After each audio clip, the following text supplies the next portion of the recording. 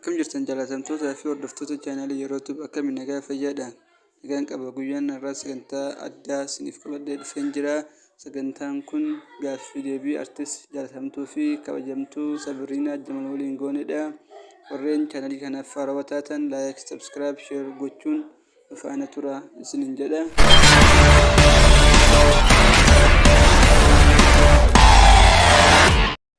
Sabiyyee yeroo duraatiif eessatti na argite? Ani abjuudhaan si arge. Sabriyyee ani siif maali? Ati hojjetooti gaafa gabbanaati.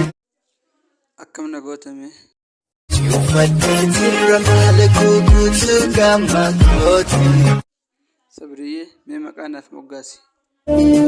Amisa jaalalaa jeeti maqaa si mukaasi.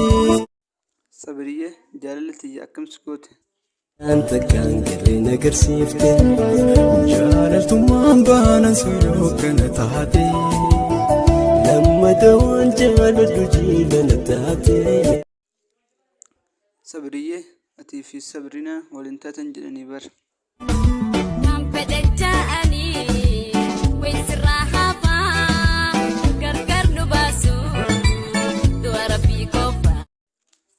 Okay, maaliif na dhiistee deemte?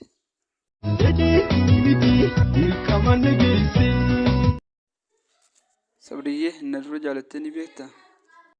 Jaallateera jedhee sitti mee hasaase jaallatee sammitti jaalala naraase. Okay, ani sin jaaladhu.